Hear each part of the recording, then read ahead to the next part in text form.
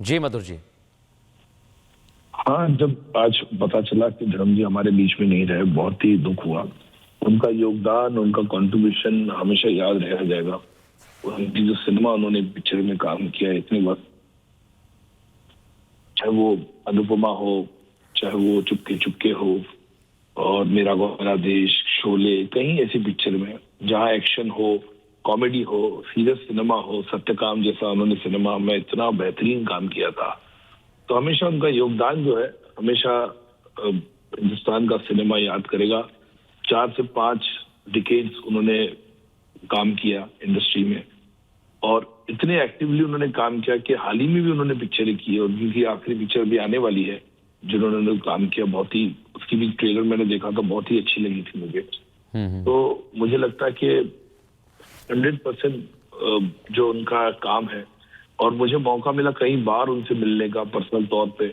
जब भी मैं उनसे मिलता था उनके घर पे या किधर भी कोई इवेंट्स में, फंक्शन में मिलते थे, बहुत ही एनर्जेटिक, बहुत ही ह्यूमरस रहे थे। इनकरेज करते थे अपने काम को, हम मतलब जिस तरह से काम करना चाहिए, क्या करना चाहिए। तो बहुत ही मजा आता था उनसे मिलके, बहुत ही मजा आता था। मधुर जी, कभी अभी हाल ही में उनसे मुलाकात हुई हो, कोई ऐसी बातचीत हुई हो जो आपको अभी याद हो, आप हमें बताना चाहें कि ऐसी कौन सी बात जो आपके उनके बीच हुई हो और कभी लोगों के बीच ना आई हो, और आप उस बात को याद करके आज इस दुख के मौके पर भी हंस पड़े? हाल ही में नहीं, मेरी कुछ कम से कम मेरे ख्याल से एक साल पहले मेरे ख्याल से फोन पे बात हुई थी, और एक भी नहीं 8-9 महीने पहले बात हुई थी। जब वो फार्म हाउस में थे, कोई मेरे दोस्त थे जो उनकी कॉमन फ्रेंड थे, मेरे भी कॉमन, तो वो वहां पे थे, तो उन्होंने मेरी बात कराई थी फोन पे। और मैं अक्सर उनको विश करता था उनके जन्मदिन पे, हमेशा कुछ भी, जैसे दिवाली हो गया, ऐसी कुछ चीज होती थी, न्यू ईयर होता, उनको विश करता था मैं। और हमेशा संपर्क में थे। उनके रील हमेशा हम देखते थे इंस्टाग्राम पे, वो जो अपने फार्म हाउस का डालते थे रील जो होता था, बहुत ही अच्छा लगता था उनको देखकर। वो सबसे बातचीत करते अपने फैन से, चाहे वो खाने की बात हो, चाहे वो फल होता था, वो जो वहाँ पे वो उगता था उनके फार्म हाउस में, तो बहुत ही अच्छा लगता था ऐसी चीजों को देख। इतने जाबाज, इतने बहुत ही एनर्जेटिक धर्म जी गए। वाकई मधुर जी, बहुत बड़ी बात है, और एक ऐसी ही शख्सियत हैं। बहुत धन्यवाद हमसे बात करने के लिए। इस कठिन समय में आपने, गजेंद्र जी ने भी कहा है कि शोक संतप्त परिवार के साथ हैं आप, और परिवार को शक्ति दे, उनके प्रशंसकों को शक्ति मिले, लेकिन उनकी फिल्म्स, उनकी अदाकारी, उनका वो किरदार जो उन्होंने फिल्मों में निभाया, उनका वो किरदार जो असल ज़िंदगी में निभाया, वो हमेशा हमारे बीच रहेगा। 8 दिसंबर 1935 को एक शिक्षक परिवार में जन्मे धर्मेंद्र साहब ने जो सोचा वो करके दिखाया अनामिका। उन्होंने कहा कि मैं हीरो बनूंगा दिलीप कुमार साहब की मूवी देख के, और एक स्टार के तौर पर उन्होंने अपने आप को स्थापित किया, और आज हमारे बीच में वो नहीं है। 89 साल की उम्र में उन्होंने अंतिम सांस ली।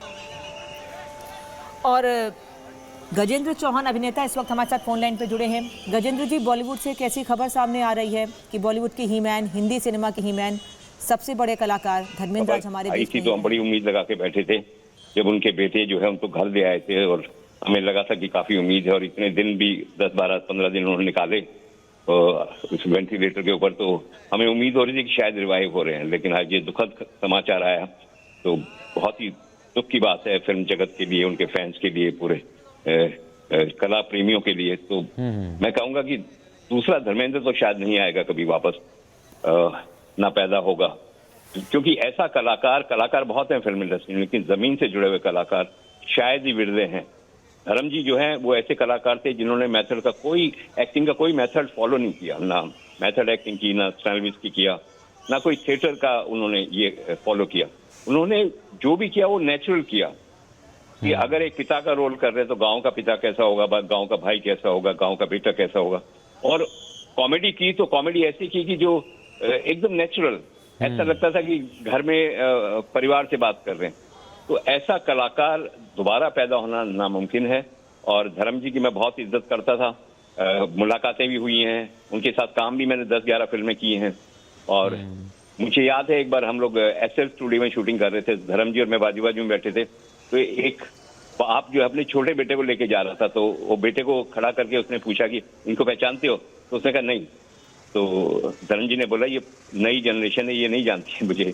तो वो आगे गया तो उस बाप ने उसको बोला ये बॉबी देओल के फादर हैं। तो वो भाग के आए वापस। तो तो वो आके बोलता है धर्म जी को कि आप बॉबी देओल के डैडी हो? बोले हाँ।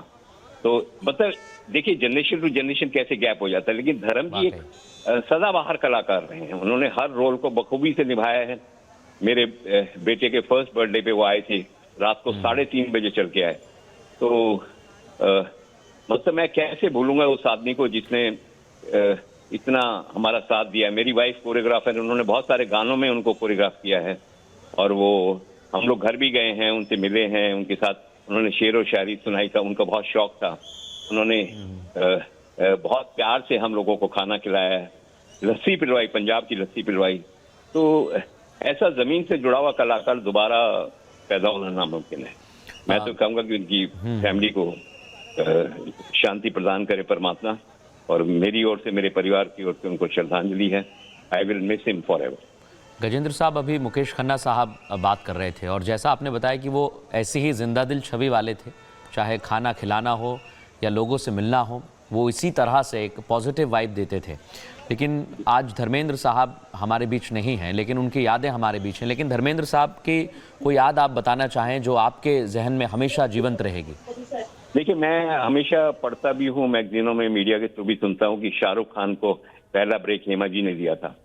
अगर मैं इसको सही तरीके से रखूं तो शाहरुख खान का पहला नाम रिकमेंडेशन धर्म जी ने किया था।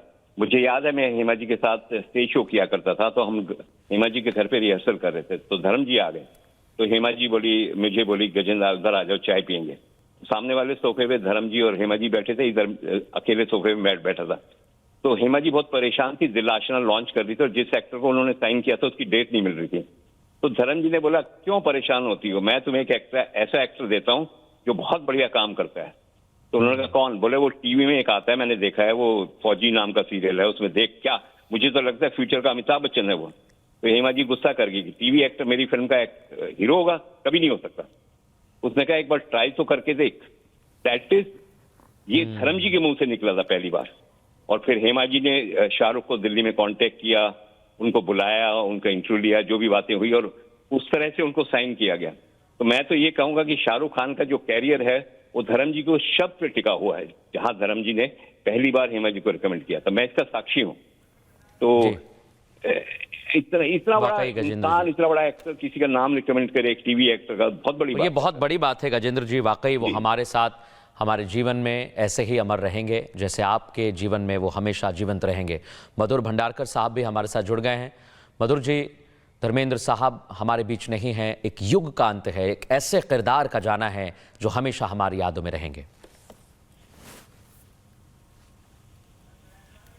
हेलो जी मधुर जी। हाँ, जब आज पता चला कि धर्म जी हमारे बीच में नहीं रहे, बहुत ही दुख हुआ। उनका योगदान, उनका कंट्रीब्यूशन हमेशा याद रह जाएगा। उनकी जो सिनेमा उन्होंने पिक्चर में काम किया इतने वक्त, चाहे वो अनुपमा हो, चाहे वो चुपके चुपके हो, और मेरा गाँव मेरा देश, शोले, कहीं ऐसी पिक्चर में जहाँ एक्शन हो, कॉमेडी हो, सीरियस सिनेमा हो, सत्यकाम जैसा उन्होंने सिनेमा में इतना बेहतरीन काम किया था। तो हमेशा उनका योगदान जो है, हमेशा हिंदुस्तान का सिनेमा याद करेगा। 4 से 5 डिकेड्स उन्होंने काम किया इंडस्ट्री में, और इतने एक्टिवली उन्होंने काम किया कि हाल ही में भी उन्होंने पिक्चरें की, और उनकी आखिरी पिक्चर भी आने वाली है जिन्होंने काम किया। बहुत ही, उसकी भी ट्रेलर मैंने देखा था, बहुत ही अच्छी लगी थी मुझे। तो मुझे लगता है कि 100% जो उनका काम है, और मुझे मौका मिला कई बार उनसे मिलने का पर्सनल तौर पे। जब भी मैं उनसे मिलता था उनके घर पे या किधर भी कोई इवेंट्स में, फंक्शन में मिलते थे, बहुत ही एनर्जेटिक, बहुत ही ह्यूमरस रहे थे, इनकरेज करते थे अपने काम को, हम मतलब जिस तरह से काम करना चाहिए, क्या करना चाहिए। तो बहुत ही मजा आता था उनसे मिलके, बहुत ही मजा आता था।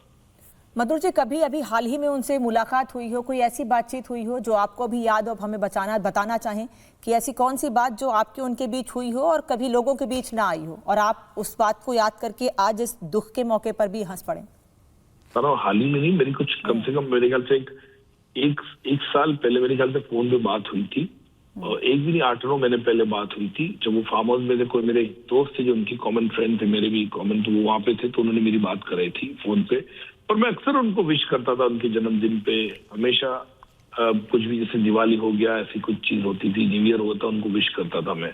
और हमेशा संपर्क में थे। उनके रील हमेशा हम देखते थे इंस्टाग्राम पे, वो जो अपने फार्म हाउस का डालते थे रील, जो होता था बहुत ही अच्छा लगता था उनको देखकर। वो सबसे बातचीत करते अपने फैन से, चाहे वो खाने की बात हो, चाहे वो फल होता था वो जो वहाँ पे वो उगता था उनके फार्म हाउस में, तो बहुत ही अच्छा लगता था ऐसी चीजों को देख। इतने जाबाज, इतने बहुत ही एनर्जेटिक धर्म जी गए।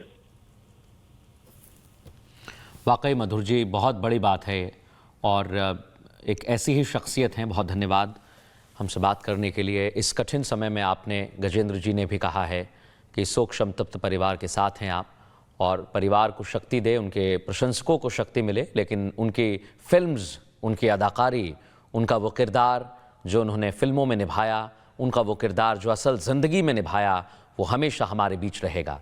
8 दिसंबर 1935 को एक शिक्षक परिवार में जन्मे धर्मेंद्र साहब ने जो सोचा वो करके दिखाया अनामिका। उन्होंने कहा कि मैं हीरो बनूंगा दिलीप कुमार साहब की मूवी देख के, और एक स्टार के तौर पर उन्होंने अपने आप को स्थापित किया, और आज हमारे बीच में वो नहीं है।